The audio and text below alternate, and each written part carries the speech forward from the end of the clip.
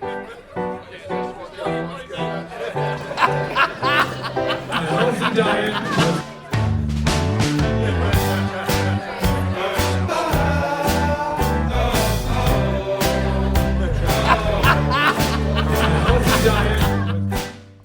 Well, good morning, everyone. It's a sunny March afternoon. Just had a snowstorm. It's a snow day here at the office, so it should be pretty quiet on a Sunday. And I'm here to tell you the RCS story, how it all began. If we go back to 1985, the summer, I graduated from high school, and off the way I go to Acadia University down the valley to take an accounting degree. Now, I did that because my mother wanted me one of the only boys that went to university in the family of 7 children. So I thought that was the right thing to do. And off I go, pack my bags, head to Acadia. Little did I know, numbers would never be my big strength. I hate them till today. So it's a good thing that I dropped out 3 weeks later and found out that my girlfriend was pregnant. Thought I would go to Ontario and get a job and do the right thing. I went through a pretty bad stretch in Ontario, feeling bad for myself, supposed to be up there getting a job, and landed on the streets doing some things I shouldn't be doing, and just probably low self-esteem at the time and no confidence, and not really understanding where my place was in life. So finally, my girlfriend at the time shows up 8 months pregnant. I pick her up at the airport. I don't have a job, and you know what? That day I snapped out of it. I knew I had to make a difference. I knew I had to do something worthwhile. Well, I started the next morning. We stayed with my aunt that night. We started the next morning on a construction site. She said, "You can come live with us, but you have to go work with this construction company that I work for." So I showed up on the site that next morning. Anyway, off we go to work. Sweeping floors was my job. For 9 months, I swept floors at a 100,000 square foot Loblaws distribution center. Little did I know that grocery stores would have such an impact in my life down the road. Sweeping floors, I was very passionate about sweeping floors. The guy used to get a kick, my boss would get a kick out of me, because every day I would show up and sweep the floors differently, and I would go home and think about jigs I could make to clamp the brooms together to get twice the width of the sweep. And I got 3 raises during that job in 9 months, and then the construction company, it was a job placement through Manpower Services, and the construction company hired me. And spent the next 2 or 3 years doing maintenance in grocery stores before A&P, the grocery chain, actually hired me to go work in their store fit-up crew. They liked the work I did on the maintenance side. I got to know a lot of people at the grocery store. And when I started working for A&P, it was as a carpenter, and I moved up to a foreman role, moved into their shop. I mean, you start to see the links to all the things we do today. And went from their wood shop to an opportunity to run projects as more of a site super at the time, and then worked my way up to project management. I spent 10 years in Ontario building grocery stores all over the province. Spent nights and weekends in every city, I think, in Ontario over those years. And then one day I just said, I want to go home and start creating my dream of owning my own business. It was always my dream to own my own business back in the day, when in high school, when you did hockey pools and mowed lawns and did what you had to do to make a buck. Flea markets. We did quite a few things, me and my old buddy Daryl and George. But at that point, Mom would say, if you want Jordache jeans and you want nice name brand stuff, you got to go and work for it. So that was a driver back then. So fast forward to 95, 94, moved from Toronto, relocated from Toronto to Halifax through a company called Panagus Construction. And at the time, Panagus Construction was building Loblaws stores at a very fast pace, because Loblaws was hitting the market in Atlantic Canada strong. So timing was perfect for me to switch from, he was very happy for me to switch from project managing in Ontario to project managing in Halifax. We opened an office in Halifax, and I helped lead the way to building many stores in Atlantic Canada. While building those stores in Atlantic Canada, I come to know Bruce Mullins, who later became my partner at RCS, and Stan Carew, an old friend from Toronto that I worked with. Anyway, we're sitting down one Saturday night before a superstore was opening, and we all said, geez, why don't we start a construction company and offer our services to Sobeys? Because we felt Sobeys could use our expertise. We had a pretty good system down building these Loblaw stores, and we thought Sobeys would just hire us. Why wouldn't they? So we mortgaged the homes. We took all the money we had. The three of us got an office with some old slab doors on milk crates, and I remember the first fax machine I bought. There was no Kijiji then, but I bought it online. Well, there was probably no online. I probably bought it in a used item catalog. Anyway, we bought this fax machine. It took 2 men to carry it. It was an unbelievable clunker. Pretty freaking interesting though, seeing the first paper roll through that fax machine. And that's not that long ago. And in 1996, RCS was incorporated as a company. So the first call we made was to go down to New Glasgow and meet the head of construction at the time. Bill was his name. Great guy. And we went down and met with him and had a great meeting. And the three of us walked out. And he put his arm around me and he said, "You guys are 3 really nice young fellas. Come back and see me once you've done something." And I'm like, oh my God, I was dumbfounded. What do you mean come back? We've been building grocery stores for, 10 years. What do you mean when we've done something? But to him, we were just a new company and it wasn't very exciting and he wasn't interested in dealing with us. So we get back to Halifax, we get in our office and we're in panic mode and we're like, what are we gonna do? How are we gonna deal with this? We're pretty concerned. And someone said, it's Pete Luckett. This guy's built a small grocery store in Sunnyside Mall and he's about to expand to his new feature store, the Mothership store. An anchor, what would be later an anchor in Sunnyside Mall. And I trucked down to meet Pete. The boy sent me down and said, "Doug, you gotta do your best sales job." Well, Pete had already engaged Lindsay Construction at the time. And it was just in the initial stages. And I said, "But you have to meet with me." And he said, "Well, I don't really need to meet with you." And I said, "No, you have to meet with me."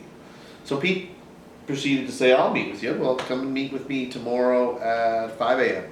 And I'm like, "Oh, I'm not a morning guy." I walk away. I'm like, this guy on crack? What the hell? So 5 a.m. I truck down there to meet Pete. "Oh, he's too busy today to meet me. So come back tomorrow," he hollers from his upstairs little nest that he had where he did all his orders in the morning. So back away and I'm like, what kind of friggin' dink is this guy? So sure enough, I throw on the old leather jacket, as Pete would say, and I truck back down there. And this time I'm not taking no for an answer. I'm going to get in front of him. So sure enough, he makes me wait. We get a coffee and we sit down. He pulls out this big, huge graph paper where he's starting to actually create his floor plan for a store. Well, immediately, with my background in history and grocery stores, I was able to provide some great advice. And I was able to take his plans and show him where maybe he was making mistakes and here's where he should think about. You know what, after an hour of coffee and talking about his plans, I could tell he knew there was something there. So I left that day, called me back probably a couple of days later and said, "Doug, I've told Lindsay that I'm going to be working with you and let's get the show on the road." So the show we did, we traveled the next 3 months looking at grocery stores around North America. We went to Las Vegas, we went to H.E. Butts in Houston, we went to Toronto, and we just looked at lots of great ideas. And we'd write ideas down on napkins, and I'd go home at night and fax Bruce some pictures. Bruce would draft up the plans. And we literally did the whole set of plans in-house. I mean, we had the capability from our experience, and Bruce was a draftsman and an engineer. So we were able to create Pete's plans, and with a few additional consultants added to the mix, we designed the first, our first $1 million project. Was a big deal back then, almost 25 years ago. So we are calling up the crew, some of the original staff that are still here today, and will you come work for us? We're going to get our first project. And for us, it was kind of the big leagues to go to a $1 million project. Really, really exciting. So we got the project off the ground, and we're about 6 months in, maybe 5 months in, and we get this call from Sobeys, the same Bill dude back in New Glasgow. "Would you guys come down and meet me back down in New Glasgow? I want to talk to you about a project." So off we go. We're kind of excited. We're like off to Sobeys land, and we get down and we get in Bill's office, and he goes, "Do you guys know a guy named Frank Berry?" And we're, "Yeah, we know Frank really well." Frank Berry was the head of construction at Loblaws when we worked there. Bruce worked for Frank. I worked for Panagas, who was hired by Loblaws and Frank.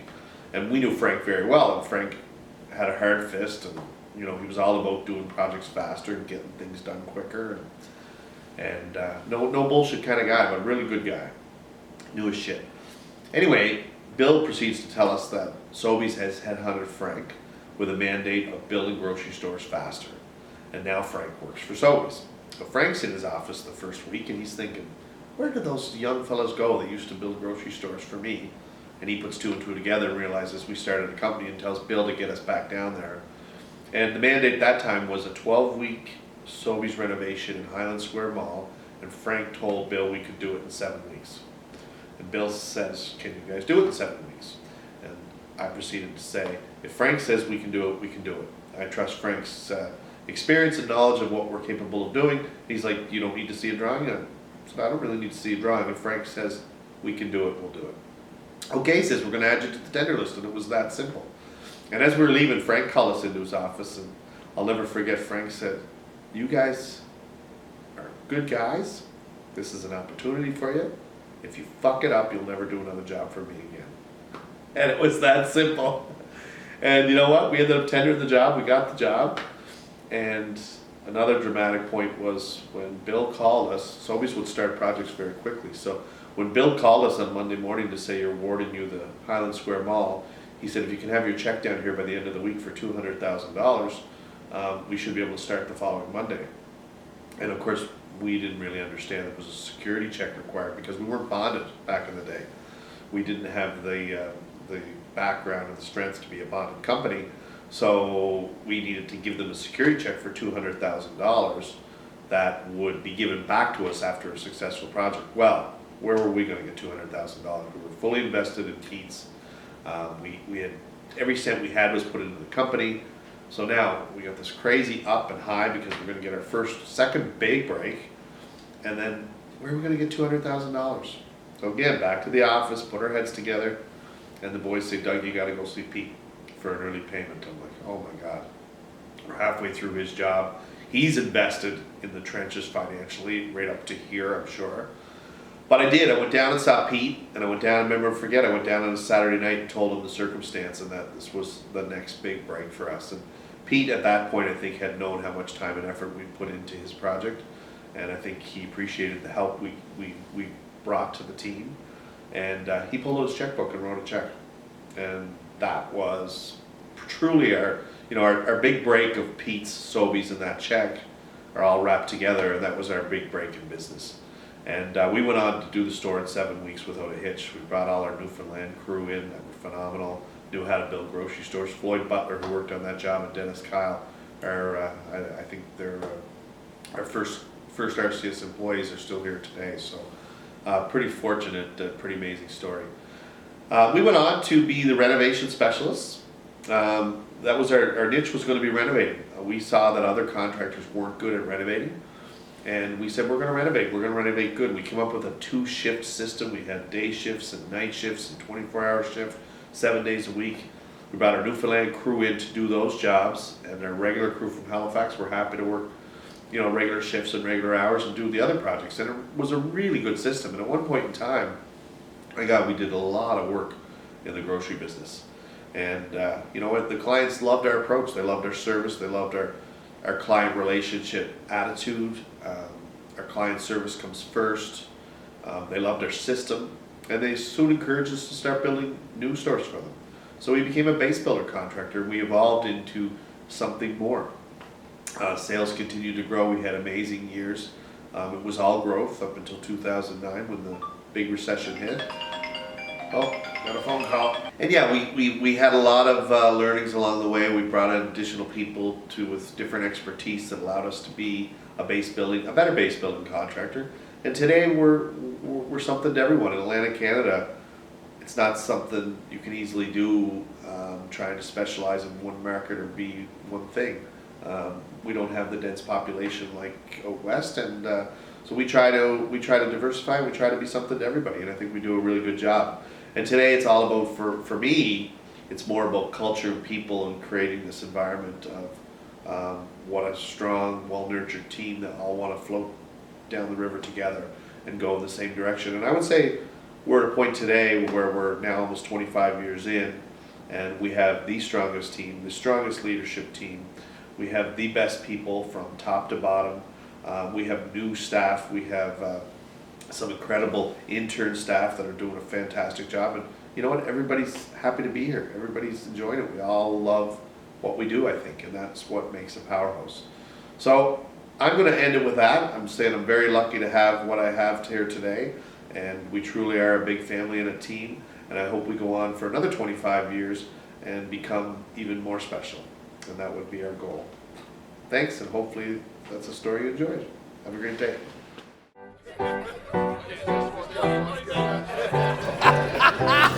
A healthy diet with